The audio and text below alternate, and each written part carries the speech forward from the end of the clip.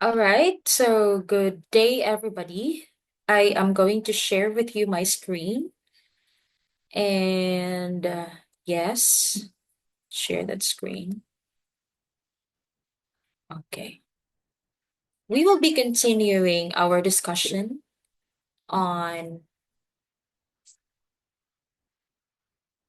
yes,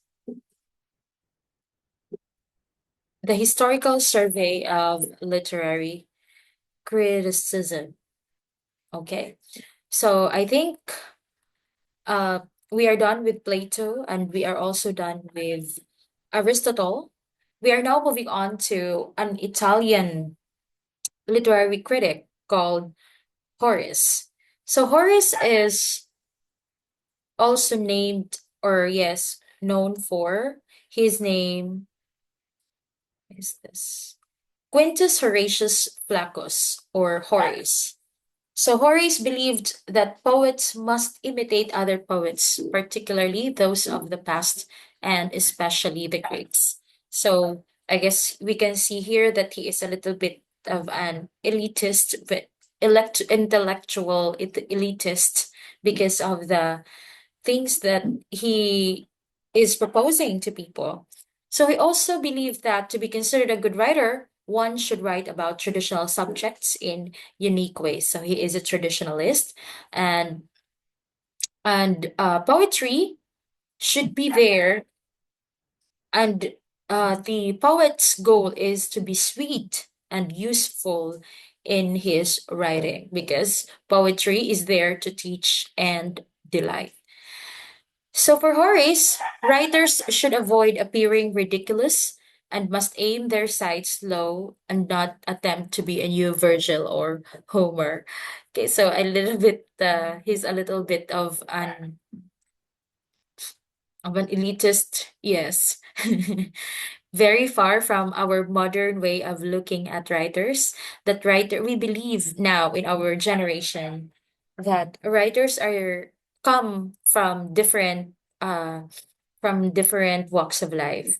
But for Horace, writers should not aim to be great, like Virgil and Homer. Okay, then they should just write in a different way, yes, but not aim to be like the great writers during their time. Okay, so another is poets must understand their audiences.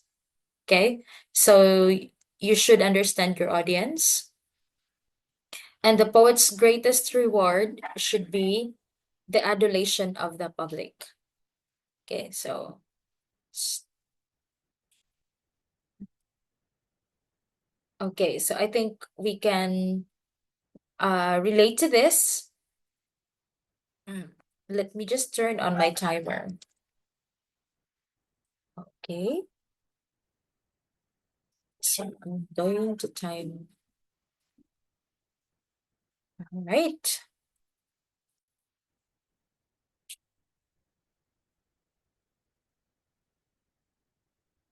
Okay, so mm,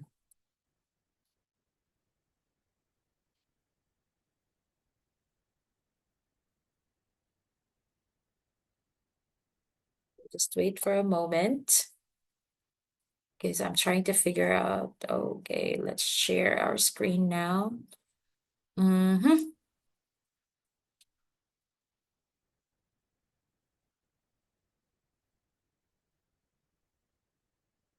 Okay, so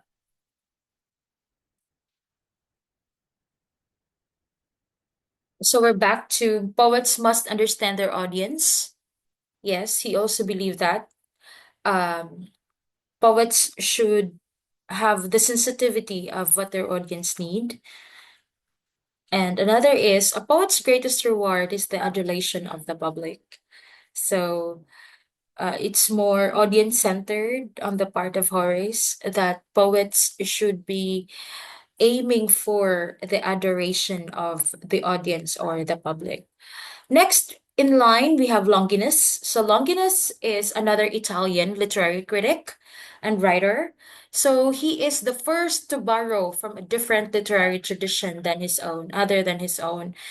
We, or yes, the comparative criticism or comparative literary criticism. So with this, he became the first comparative critic in literary history. So he borrowed a different literary tradition and then he compared it to what he is proposing. So, and it now becomes the comparative criticism of comparative literary criticism. So what he did was he focused in single elements of a text. So before him, literature was looked or interpreted or analyzed holistically, like in all dimensions of it, language, characters, etc.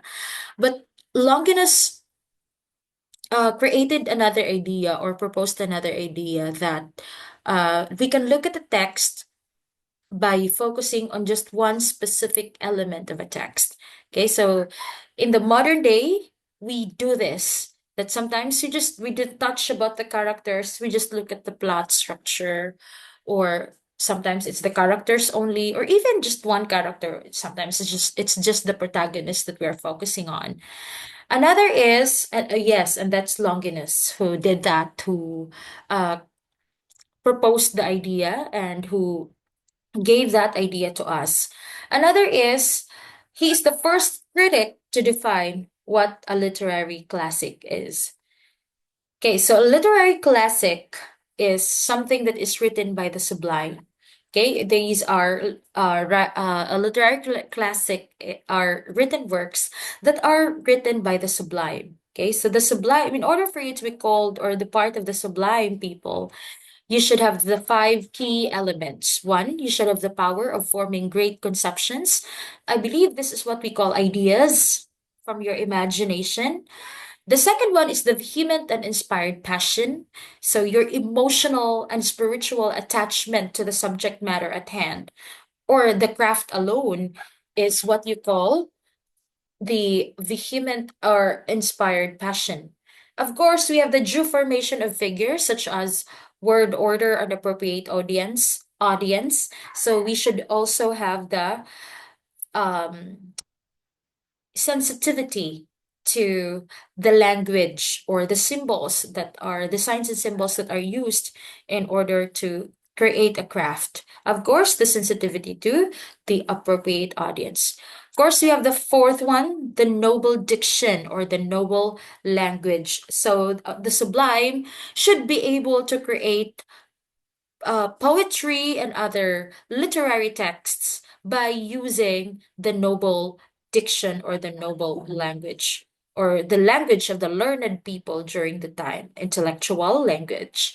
Another is the last one, the dignified and elevated composition. So literary criticism um, believes in that time, for Longinus, believes that all literary texts should be created in a dignified and elevated composition.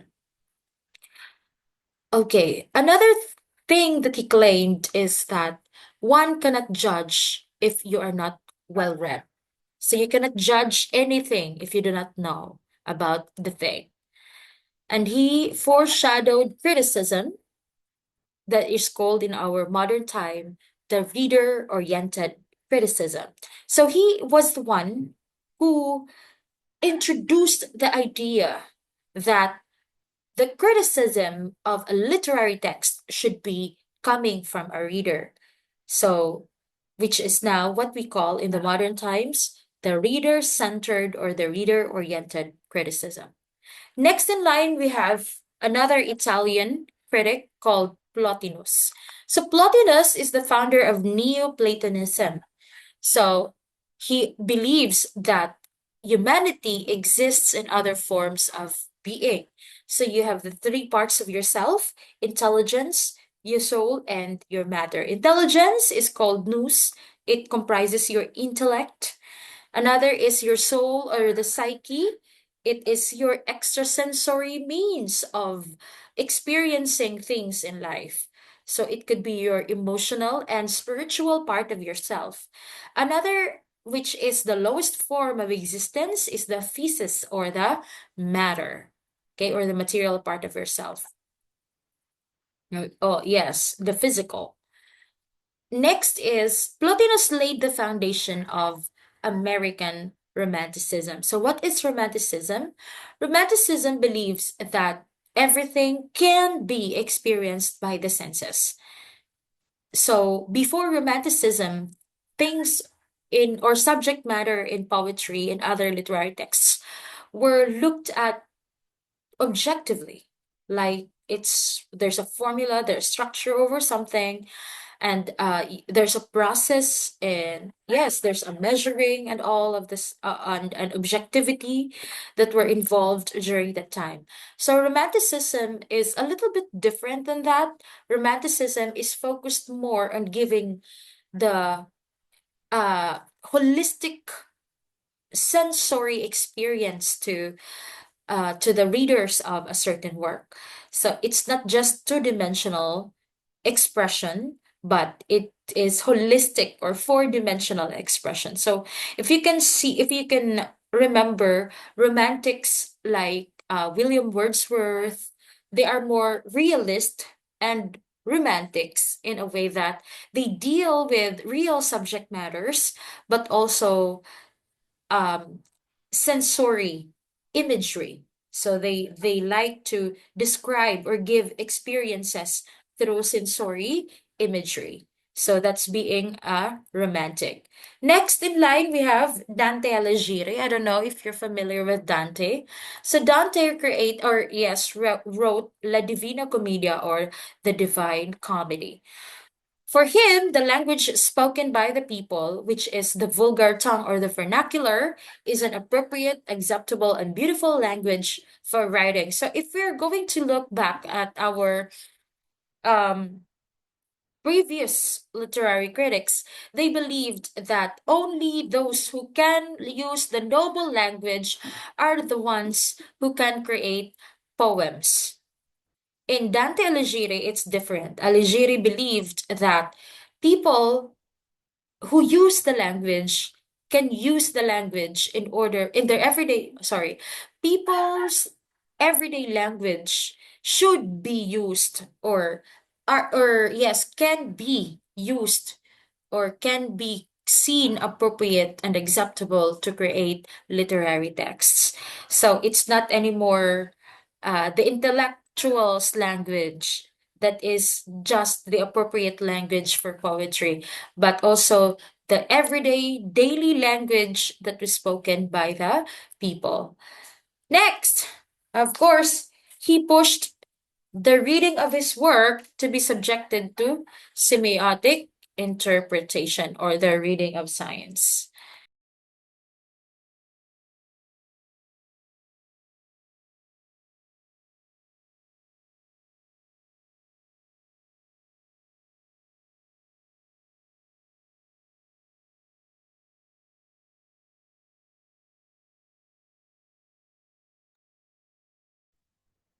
All right, we are now moving on to the next person who talked about literary criticism. So we now have Giovanni Boccaccio. So Giovanni Boccaccio is another writer, another literary critic on our list. So we will be looking at what he said. Okay. So Giovanni Boccaccio believed in his writing, The Genealogy of the Gods, The Genealogy of the Gods of the Gentiles, that texts should talk about God and the afterlife to the present moment, and particularly of the human condition. So for Giovanni Boccaccio, he included God and the talks on the afterlife and the everyday life of people to be part of the literary texts that are delivered in the society. So he's one of those people who um wrote on the genealogy of the gods of the Gentiles. Okay. So for him, poetry improves life by revealing both truth and God, and who disagreed Plato's views that poetry is useless and full of lies. So if we are going to look back to what is poetry for Plato, he said that poets are treacherous people and they are very tricky because it's just poetry is just imitation of the sublime and yes, the ideal world, the ideal realm. And so, yeah. Now we move on to, and here comes Giovanni Boccaccio, who said that poetry is is not useless, and it is not full of lies. So for him, poets are philosophers who contemplate rather than reason. So he also believed that poets are theologians seeking God. So it's a very different view of the value of poetry and how poets should be treated in the society. Next, we have Sir Philip Sidney. So Sir Philip Sidney is the first English critic poet. He wrote an apology for poetry or defense of poesy. In other translation, it's defense of poesy, which is the renaissance of the literary theory and the first influential piece of literary criticism in English history. So he talked about this is the part when literary criticism is starting to become a separate field or no, yeah, a structured separate field, and it's becoming a little bit uh what you call not divisive, but actually it's becoming encouraging to other people to follow a certain literary theory or to follow a certain set of assumptions in order for literary texts to be created or to be analyzed for the consumption of the public. So during this time, this is the period of enlightenment for literary theories because somebody wrote a structured book about it and yes, argued about how to look at poetry or literary texts in general. So that's the reason why Sir Philip Sidney is the first English critic poet in the English history of literary criticism. So, but for him, poetry is there to teach and to delight. So poetry should move the spirit and the mind.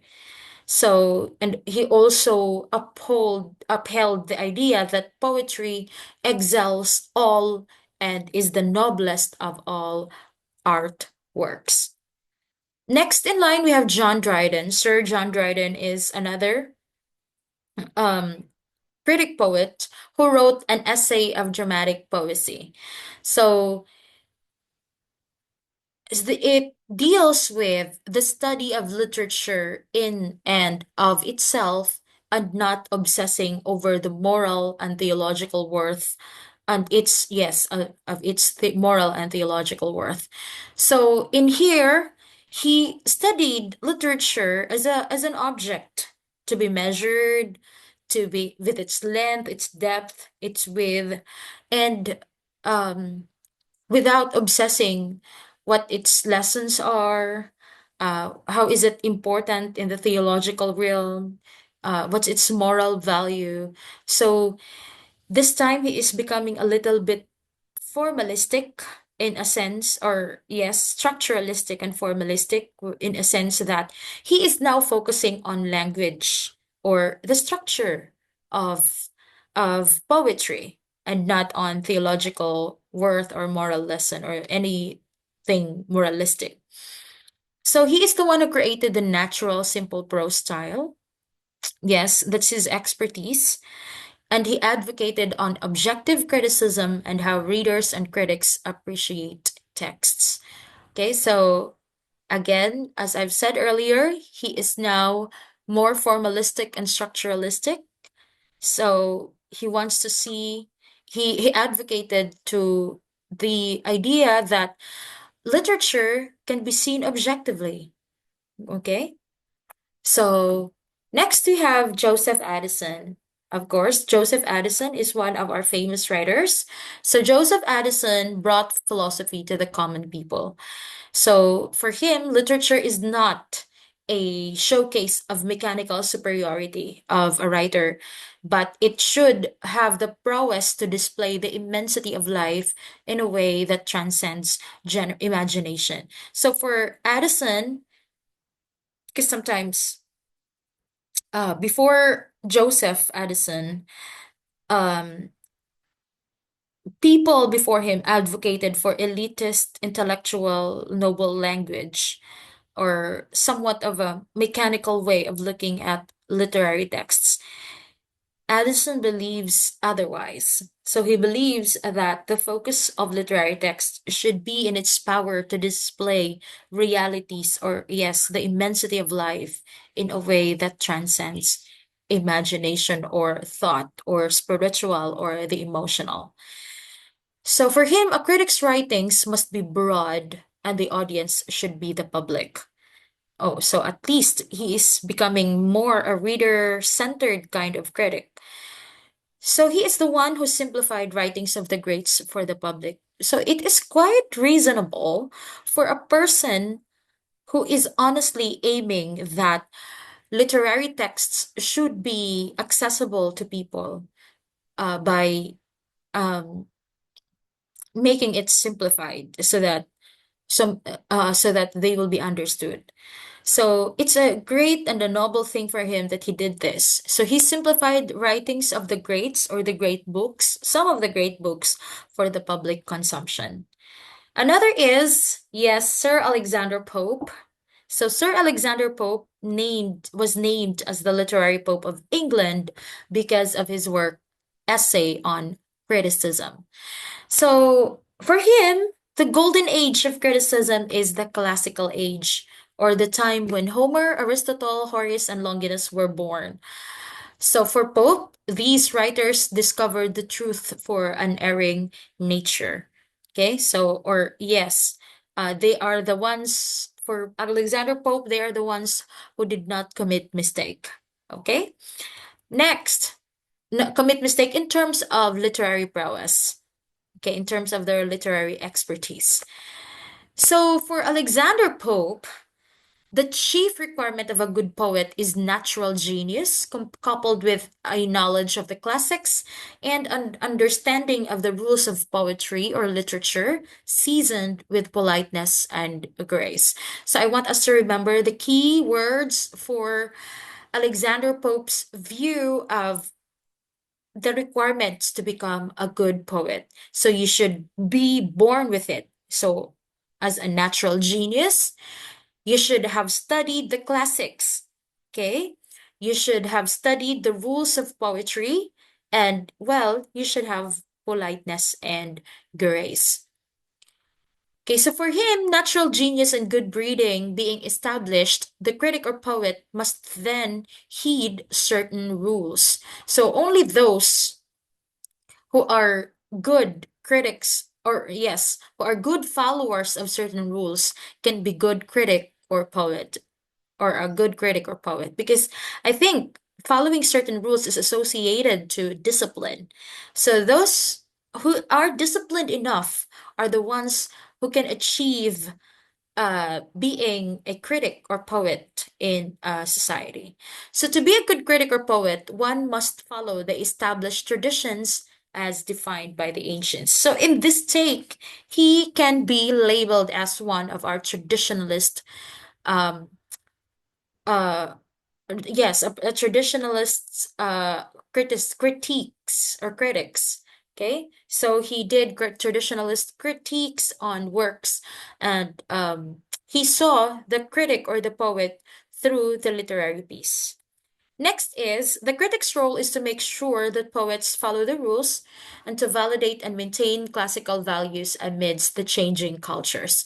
So, um, this is a little bit of a assignment to people, to poets in general, of how poetry should be upholding classical values, even in the changing cultures of our time. So for him, critics are the custodian and defender of good taste and cultural values. Yes, so it's a little bit of a great responsibility for poets in this proposal that the teaching of good values should be through poetry, and poets should be good enough to follow, or disciplined enough to follow the values and the certain of a certain culture, because they are the custodian and defender of good taste and cultural values. Okay, so the poet critics, yeah, if you are the one critique critiquing all the poems that are available in the society, you are said to be the custodian and defender of good taste and cultural values. Now we move on to the next literary critic. We have William Wordsworth. So, William Wordsworth believed that poetry should feature incidents and situations from common life, and they should be described in a language that is really used by the people, and the manner in which we associate ideas in a state of excitement. So I think in this case, we can say that William Wordsworth is a realistic kind of um, writer. Yes, because his way of looking at poetry or literary texts is different than the previous ones. He believed that poetry should not just be about the people who did great things, like Greeks saw poetry. For William Wordsworth, poetry and literary texts should be about the commonality of life. And it should be written, they should be written, poems should be written in the language that is really used by the people. Proper language for poetry should be the language used by the people, or the everyday speech, and not the inflated poetic diction of heroic couplets, complicated rhyme schemes, and dense figures of speech placed in the mouths of the typical 18th century character. So it's a good thing that now the view of poetry is beginning to change. It's not anymore the intellectual elitist language that are appropriate, or is appropriate for writing poetry. So for William Wordsworth, poetry should be written in the language that is understood and used by the people. So, because for him, poetry is defined as the spontaneous overflow of powerful feelings. So that's why this is the expressionists' view of looking at poetry. So, unlike the previous poet's decree that poetry should be controlled, restrained, and reasoned, Wordsworth believes in the emotional quality of poems. So, if there is no emotion to it that is being encouraged or aroused, so the poetry is not that effective as a medium to express an idea. So it should touch the emotional and the spiritual part of the person reading poetry. The center characteristic of poetry for Wordsworth is the effective use of passion-filled imagination. Correct. So poets need no longer follow a described set of rules, because this artist may now freely express his or her own individualism, valuing and writing about feelings that are peculiarly the artist's. Now, the focus of poetry as of poetry is not on perfecting the language, perfecting the measurement, perfecting the weight and the depth of uh what do you call this, of the complexity, sorry, of the complexity of the language used. It's not anymore the focus of poetry. The focus now of poetry in this person's, or in this critic's view, is that it should be the artist's expression of his or her own individualistic principles, or yes, aspects of himself or herself, and it's all about his or her feelings. Okay? So poets craft a poem by internalizing a scene, circumstance, or happening and recollects that occasion with its accompanying emotions at a later time when the artist can shape the remembrance into words. So it is acceptable that when you look at things, you are already internalizing it and then you recollect it with and then you touch or you ask yourself of the emotional impact that the situation or the scene or the circumstance has on you, and then you can shape it into your memory through words. So for Wordsworth, intuition and not reason reigns. Next, readers should judge poems by their own feelings. So it's feeling centered, no? The view of Wordsworth on literary texts are now feeling centered, or yeah, the expression of feelings or merely expressionistic, and it's not by reflection upon what will probably be the judgment of others that should be the judge. um um yes, and responses and opinions of poems will not depend on critics who would freely dispense their evaluation. So you see now, it's beginning to become a little bit more reader or centered. Okay. How we see literature should be depending on the reader. So it's not anymore the writer who has the say on what is good or bad literature. It's the reader's feelings already. So through poetry, the poet and the reader share emotions. So he also developed the expressive school or the expressionistic, which emphasizes the individuality of the artist and reader's privilege to share in this individuality. So the reader now is just a stakeholder or a shareholder of the experience that the poet or the author has experienced in his life. Okay? So by expressing such individuality and valuing the emotions, and the imagination as the legitimate concerns in poetry, he laid the foundation of English Romanticism. Yes. Now we move on to Percy Bysshe Shelley. So Shelley is one of the Romantic poets and the greatest devotee of Plato, embracing the Greek philosopher's beliefs and became the voice of Neoplatonism in British Romanticism. Oh, so he adapted Plato's concepts of ideal forms. I don't know if you're familiar with ideal forms, if you still remember. Ideal forms is the belief that everything around us are merely representations or shadows of truth, of the ideal world and of the spiritual realm, or what Plato names as the one. So for Shelley, poetry is the best way to gain access to the forms and to the ultimate truth. He disavowed neoclassicism's allegiance to order and reason, and he emphasized the individual and the imagination. So he is also individual centered, like Pope and Wordsworth. And yes, he is also imagination centered. So for Shelley, poetry is less concerned with reason and rationality and more concerned about the spiritual and the transcendental. For him, imagination and emotions and not structural elements become the center stage in interpreting a text. And he was the one who redefined poetry as expression of imagination. Okay. Next, we also have what he said that poetry is not just an outstanding art form, but a teacher and a guide to truth embodied in nature and the individual.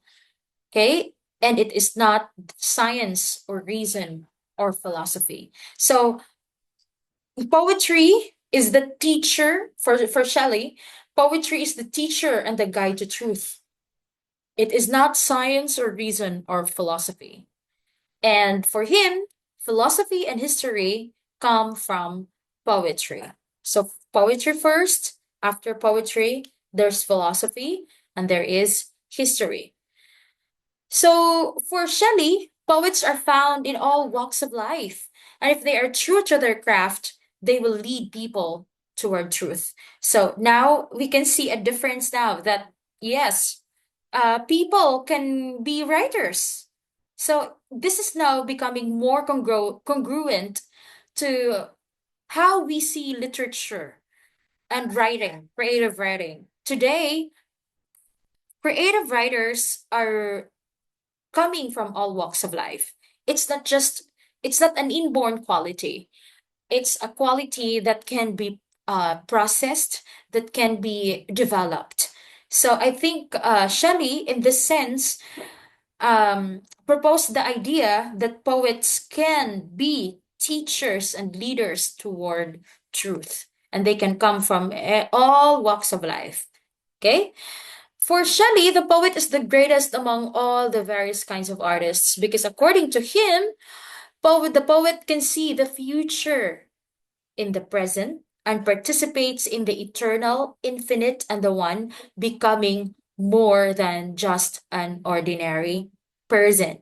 And he shifted the world of literature from neoclassicism or Age of Reason to British Romanticism. Okay?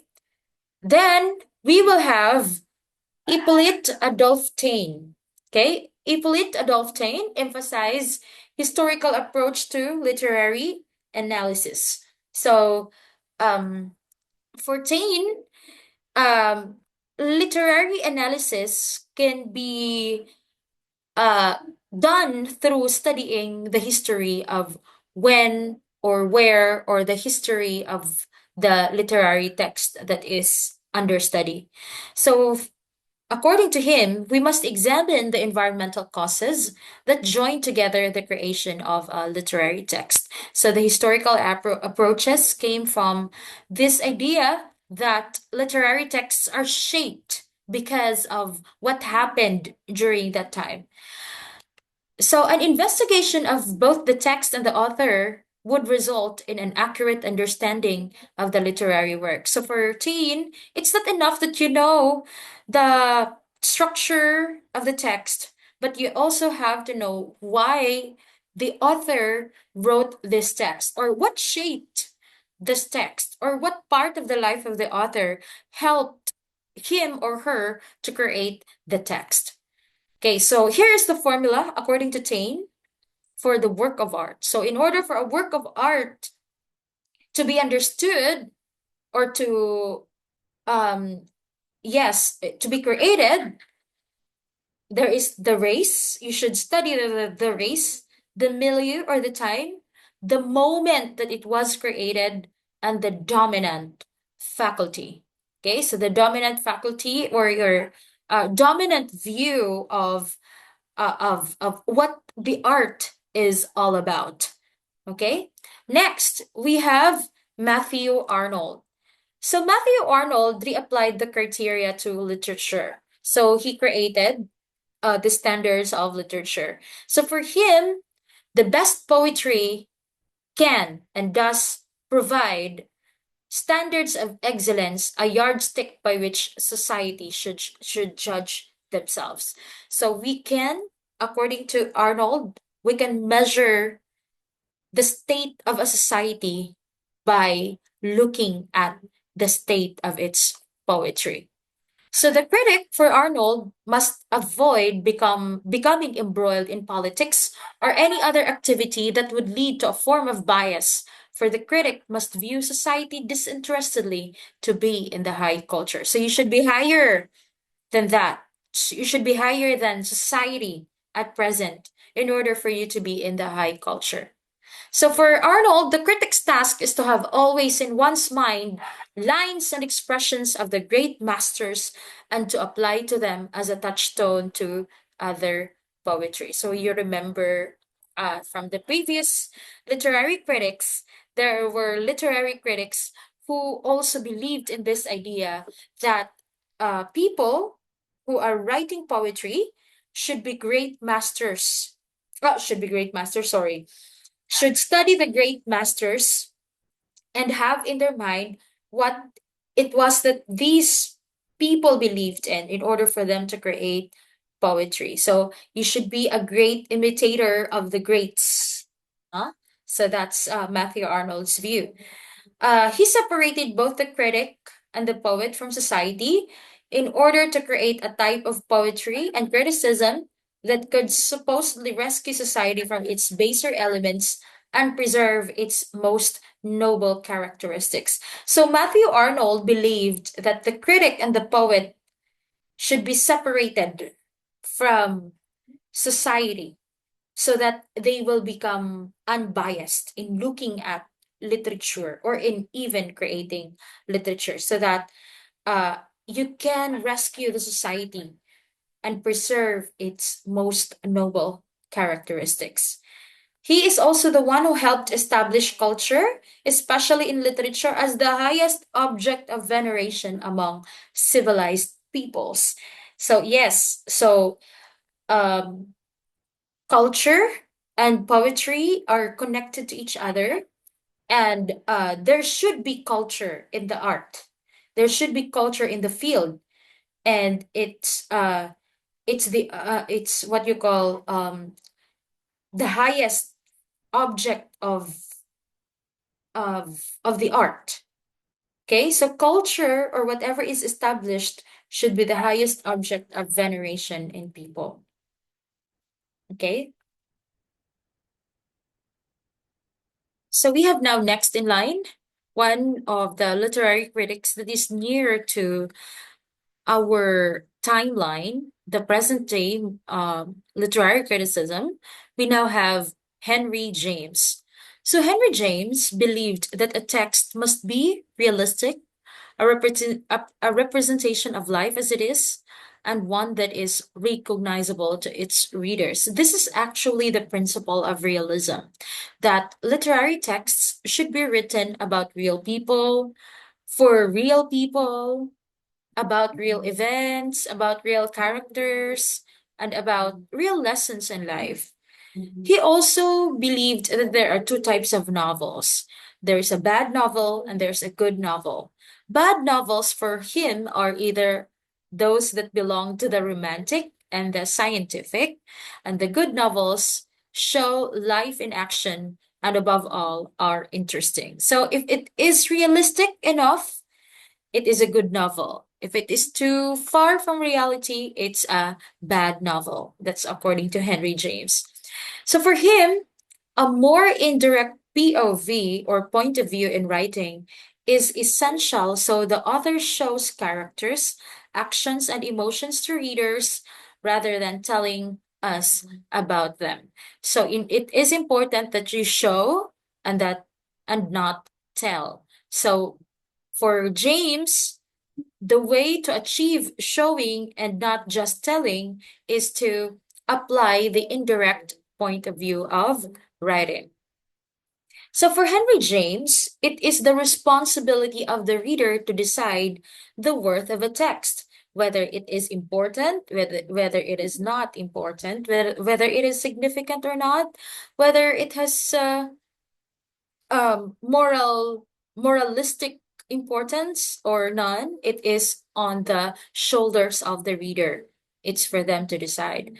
So through James, the novel became a respectable topic for literary critics. So it's not just poetry that became the focus of literary criticism, but the options of what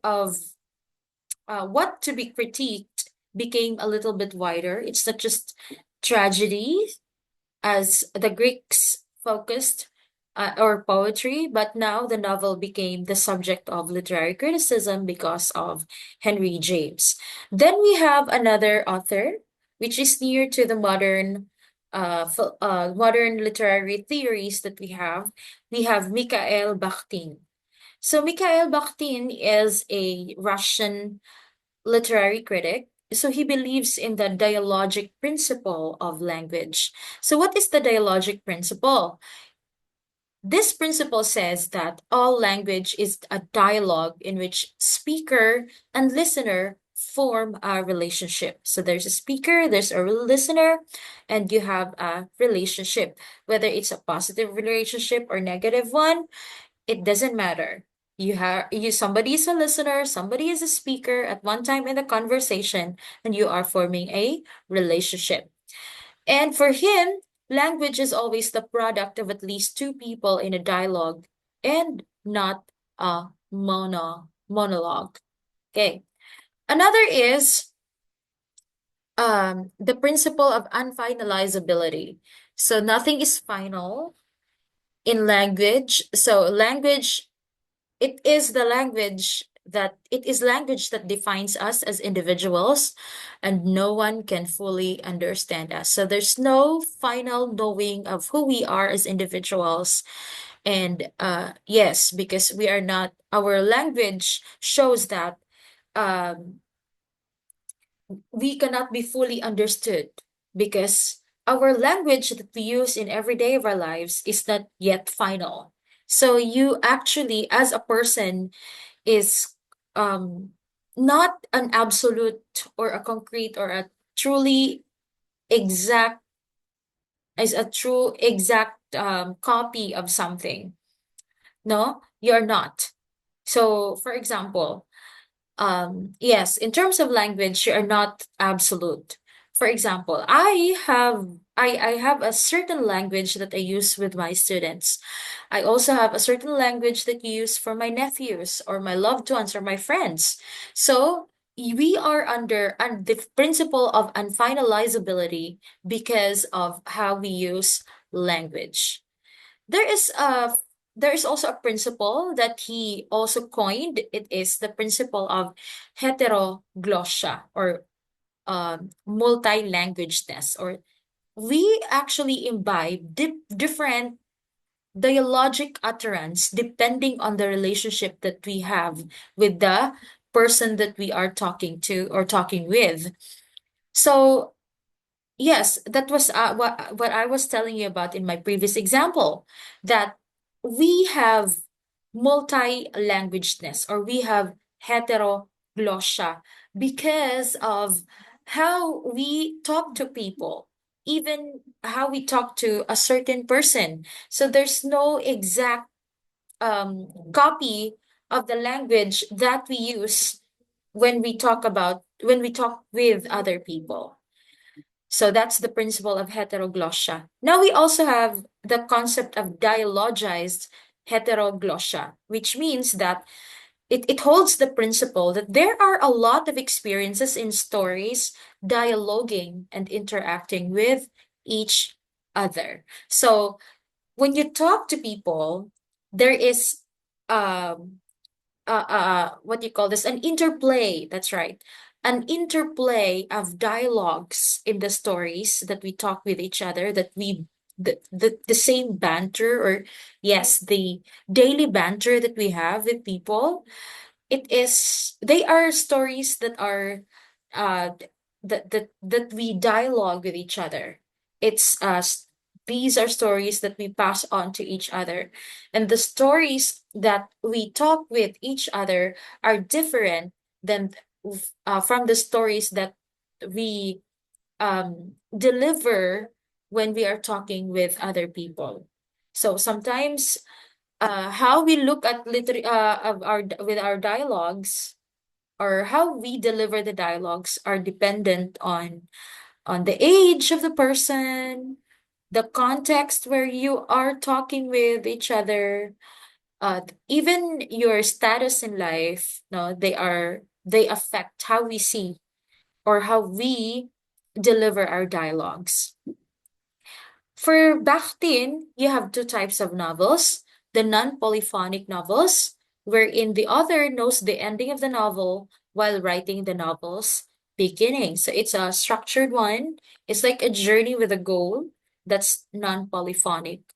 The second one is the polyphonic novel, wherein there is no overall outline structure or prescribed outcome, nor is the text a working out of the author's worldview or understanding of truth. So this is less structured. And yes, we could say that the postmodern literary texts that we have follow this kind of structure. Well, a structureless structure. It's for the polyphonic novel. Then we have the last one, the last literary theory. the modern literary criticism. So the modern literary criticism is actually an umbrella term for what we in the modern generation, in the contemporary generation, are using in order for us to analyze, interpret, and study or compare literature. So this modern literary criticism believes that no one theory is held by all. And this abandoned the holistic approach of looking at literary pieces. So, yes, there's no end all and be all when it comes to interpreting literary texts. So, um, and added to that is the theory of structuralism and post-structuralism, the contrast between the theories. We will be talking about that in our next lessons. And also, yes, the value of postmodern theories in looking at literary criticism. So I think that is the end of our lesson on the historical survey of literary, yes, literary theories, how they were developed, and who were the most important people who created or who made a mark in the history of literary criticism. And this is a very important part of the lesson so that we will see the transition between from one theory to the next theory, and how our theories from today have been created because of the propositions of the people before these theories came into view. So I guess I will be ending my session today, and I hope you took down notes. You have written notes in your notepads, and I will see you in the next lesson. Thank you so much.